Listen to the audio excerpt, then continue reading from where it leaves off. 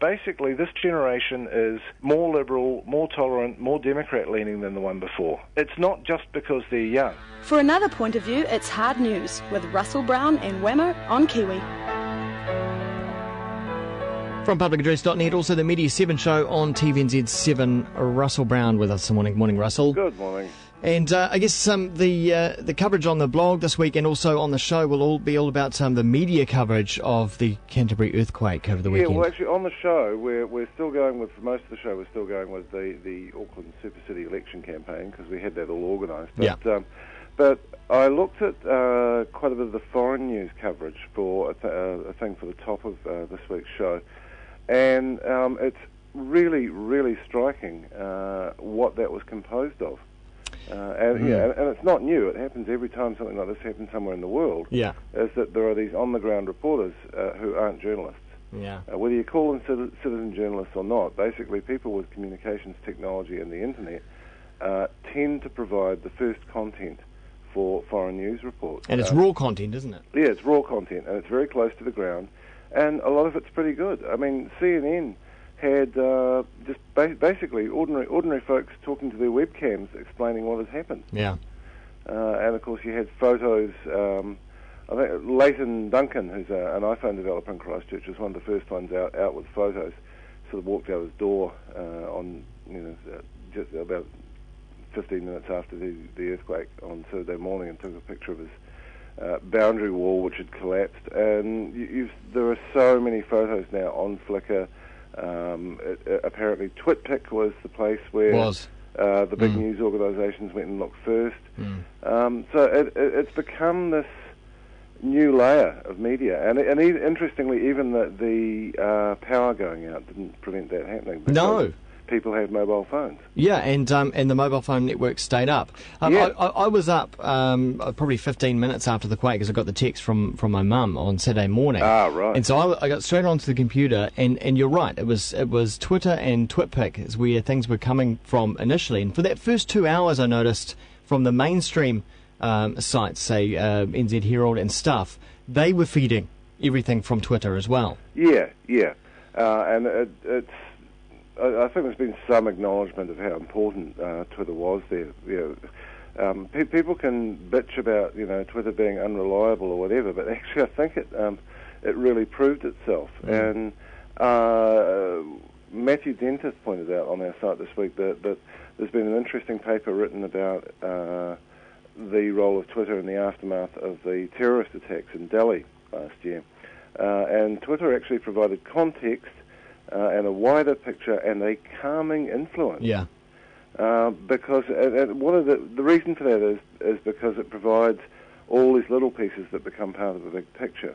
For the news, someone's house being all right isn't news. They have to move on and find a house that's collapsed.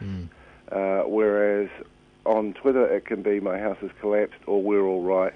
A vase fell over, and it does give you this.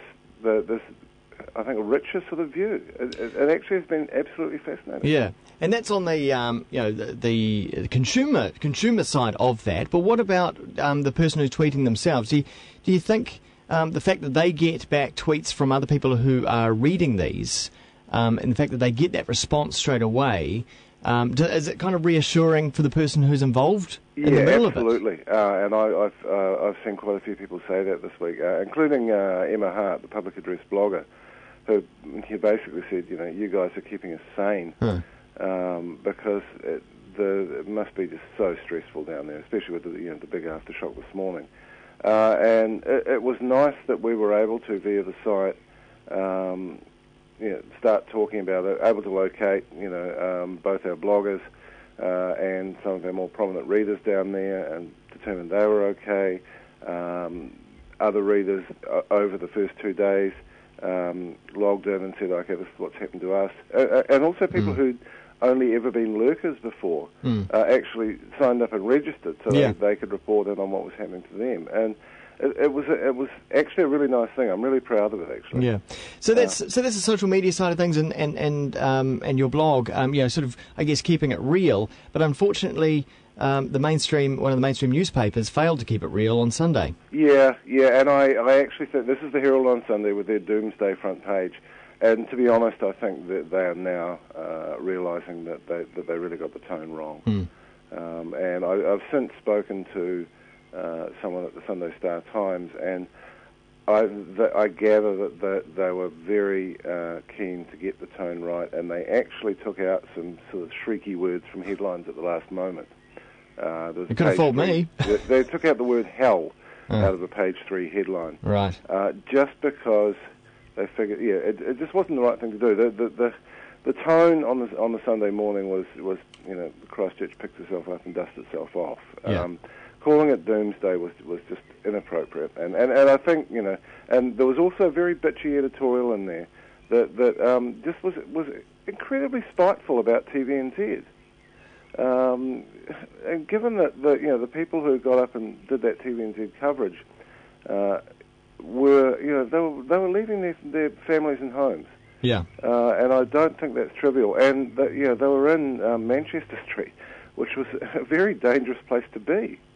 So I think the Herald on Sunday, I suspect, is now acknowledging to itself internally that they really got it wrong. And what about this? It's been yet again created by the Herald as well, but some kind of TV3 versus TV1 scenario with their coverage as well. Yeah, and in return, some of the stuff that one communications person at TVNZ said to a website called Stop Press, I thought was verged on gloating, and I thought that was inappropriate as well. Then you had Mike McRoberts, of course, musing rather publicly via Twitter that TV3's coverage wasn't very good because they didn't do rolling coverage.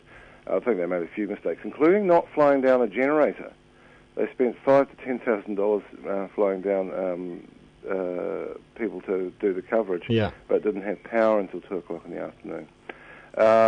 So I really hope that Mark Jennings at TV3 doesn't crack down on his news people using Twitter, because I really enjoy it, and most of the time they're not embarrassing their employer.